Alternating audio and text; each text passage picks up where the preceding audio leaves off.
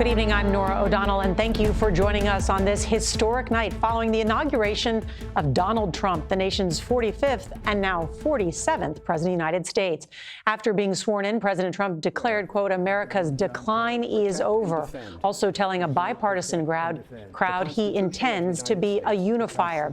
Trump spoke about the assassination attempt against him in July, saying he was saved by God to make America great again.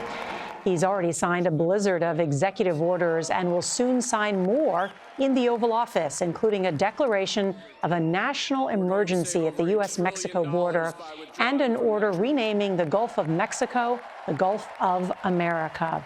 All this unfolded as former President Joe Biden departed Washington after issuing last-minute pardons for his 3 younger siblings and 2 of their spouses. An extraordinary move there. It should be noted that none of them have been charged with crimes. Biden said he was protecting them from partisan attacks. We have a lot of ground to cover, and CBS's Nancy Cordes is going to lead us off tonight from the White House. Good evening, Nancy.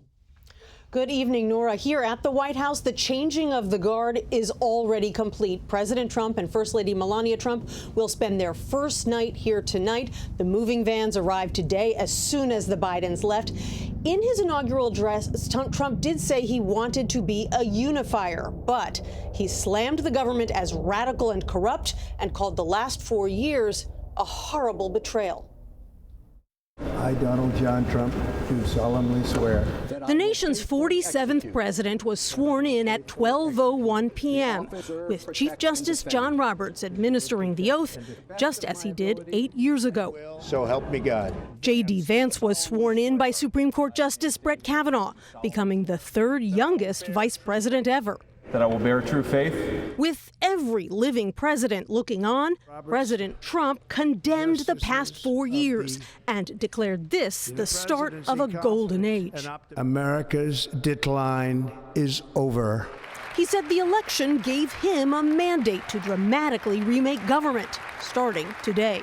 First, I will declare a national emergency at our southern border. We will tariff and tax foreign countries to enrich our citizens. Roughly 800 people squeezed into the Capitol Rotunda, forced inside by frigid temperatures. Among Trump's invited guests, a row of tech titans who were seated in front of his cabinet picks. Trump described his win as divine intervention. Those who wish to stop our cause have tried to take my freedom and indeed to take my life. I was saved by God to make America great again.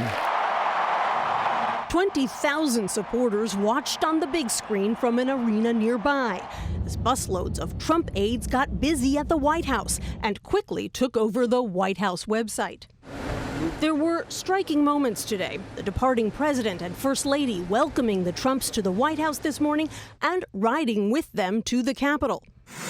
Transfer of power traditions that did not take place 4 years ago when an angry Trump left early. 2020, by the way, that election was totally rigged. But in an unscripted speech to supporters this afternoon, Trump made it clear he is still nursing some grievances. Liz Cheney is a disaster. She's a crying lunatic and crying Adam Kinzinger. He's a super crying. I never saw the guy not crying.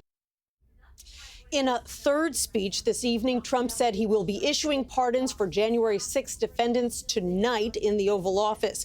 Also tonight, Marco Rubio just became the first of Trump's nominees to be confirmed by the Senate. It was unanimous. He is now Secretary of State. Tomorrow, on his first full day in office, Trump will be meeting with congressional leaders here at the White House, the Republicans at least. And then, Nora, he is expected to head to North Carolina and Los Angeles on Friday to visit disaster zones. His first flights on Air Force One in 4 years. A lot still ahead. Nancy Cordes, thank you so much.